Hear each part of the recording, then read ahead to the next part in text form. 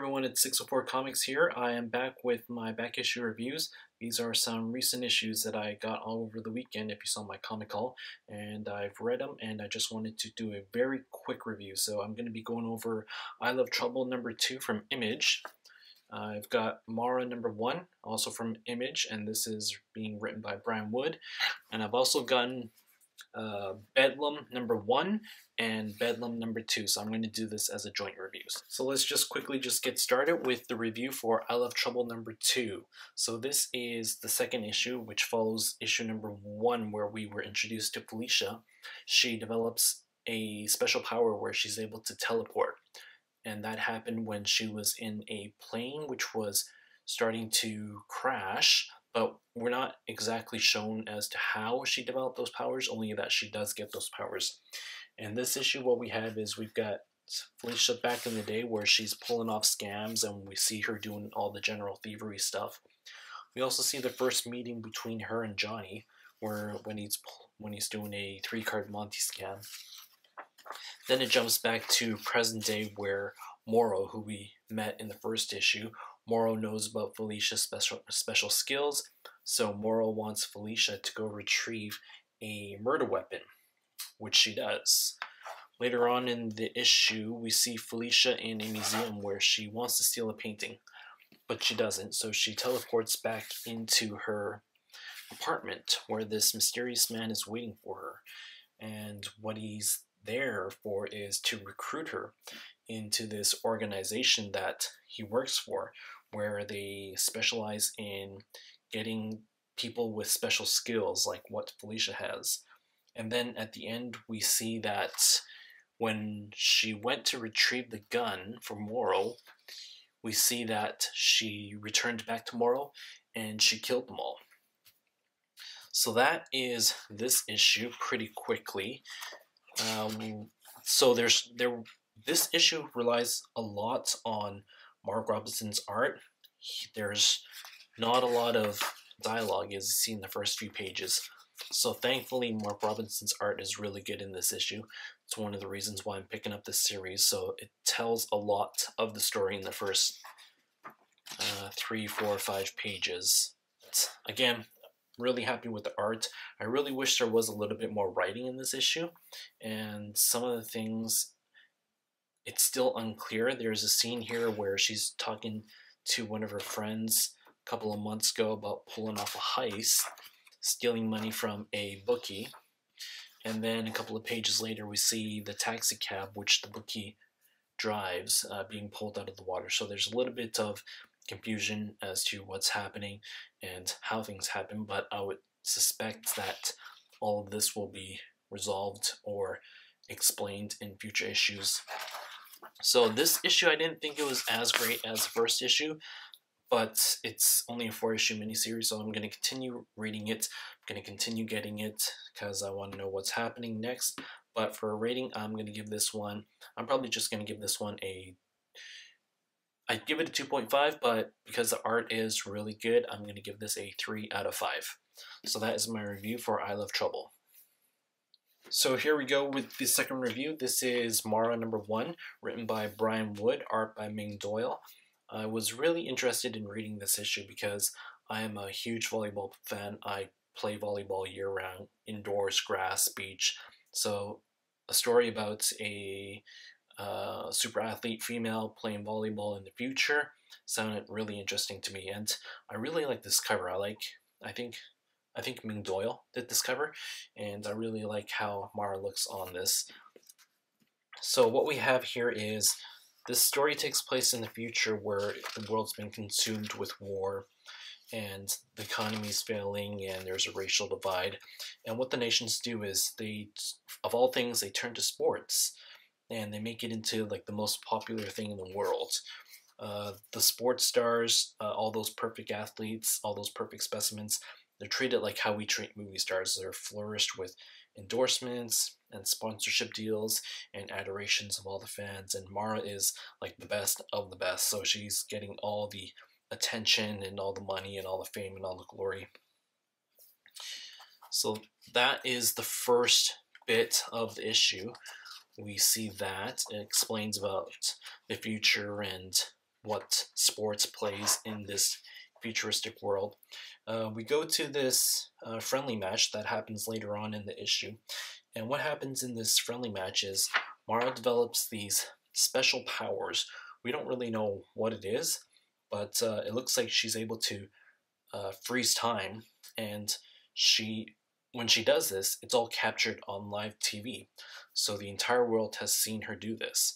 So now the next issue is probably going to deal with the fallout of that and how a superstar that's been treated like royalty probably comes crashing down because now she's seen as this weird character, weird person with these weird powers that no one understands. So that is the synopsis for issue number 1. I was really hoping to really like this issue, because like I said, the cover was really nice, and I'm a huge fan of volleyball, but I was expecting a little bit more out of this issue.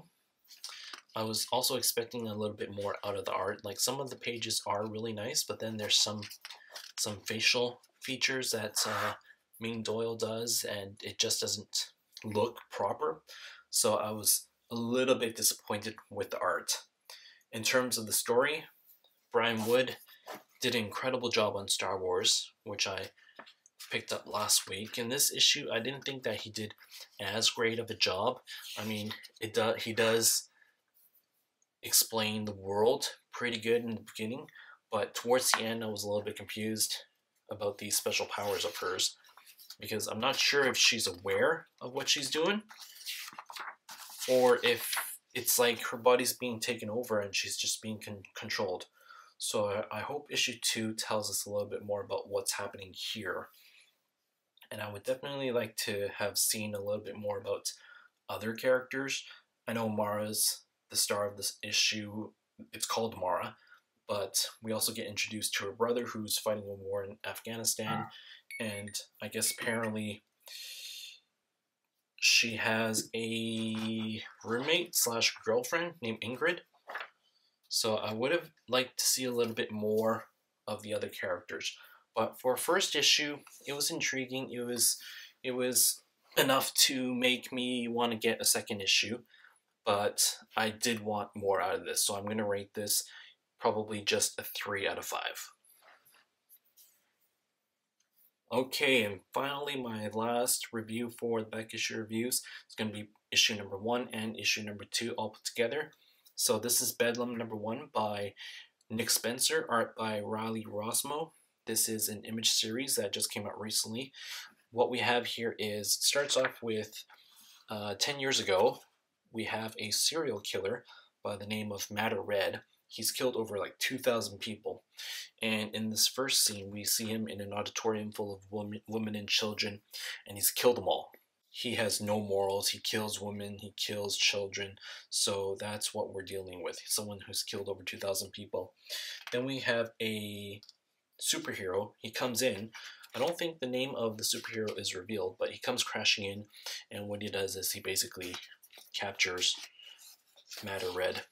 At the police station, when he's being interrogated, he reveals that he's rigged 6 different kids with bombs in their backpacks, and he's made it so that they're set to explode.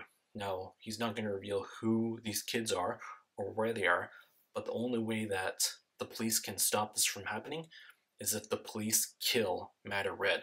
So he wants the police to kill him in order to save those kids.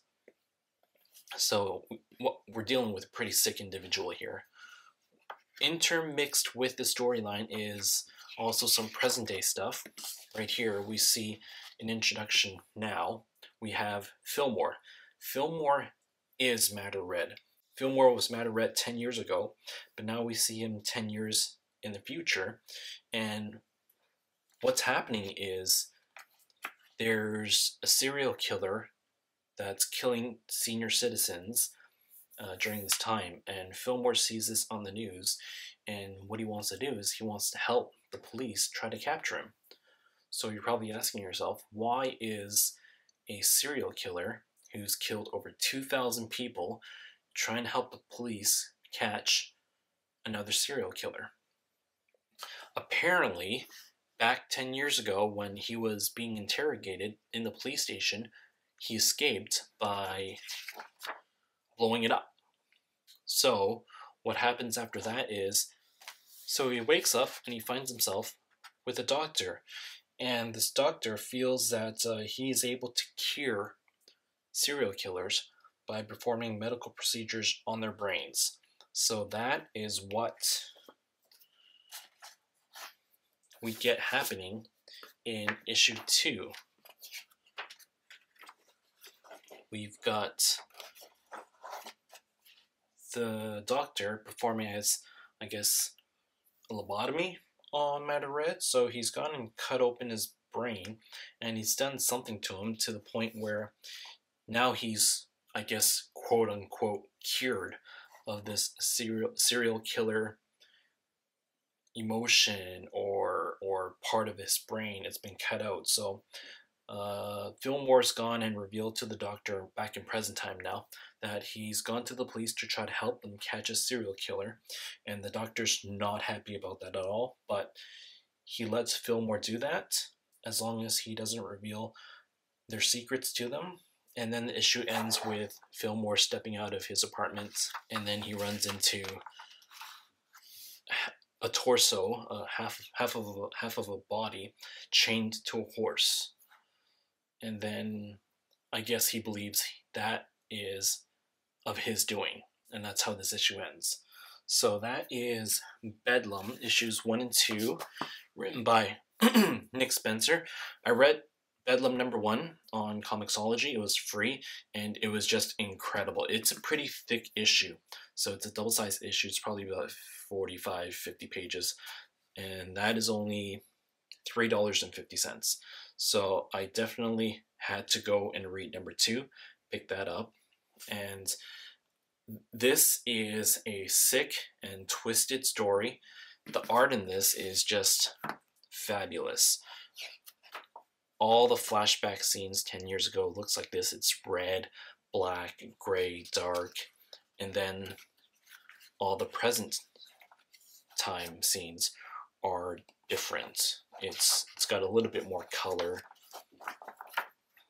It's more than just red and black. So I really like the artistic style of using the art to differentiate between the past and the present. And there's a lot of dialogue in here that Nick Spencer has done. Matter Red really likes to talk a lot, but this dialogue, it doesn't feel like wasted dialogue. If you read the whole thing, you can really understand how crazy this character is. And that's one thing I really enjoyed about this issue. I think Nick Spencer did an amazing job with the writing, with the characters, and setting up this weird and twisted character that apparently 10 years later is on the flip side and no longer a serial killer and wants to help the police. The introduction of the doctor is also pretty creative because he's that creepy, weird doctor who believes he can cure serial killers by hacking off their brain and such. So I highly definitely recommend Bedlam. It's probably not for all readers. Like I said at the beginning, it's pretty violent. He's killing women, he's killing children. So if you don't have the stomach for that, then this might not be a book for you. But if you like that different type of comic book that's kind of gory, it's got really good writing, then I highly recommend you pick up Bedlam. I think it's going to be one of the series to watch for this year. So try to pick it up now while it's still just 2 issues old. I'm going to give both of these issues 5 out of 5. These are my high recommendations for this review. Thank you for watching this long review. Hope you enjoyed what I had to say. Like, comment, subscribe, and I appreciate all your support. And I will see you guys tomorrow for my pull list. Come back for that tomorrow, and I will see you guys then. Take care.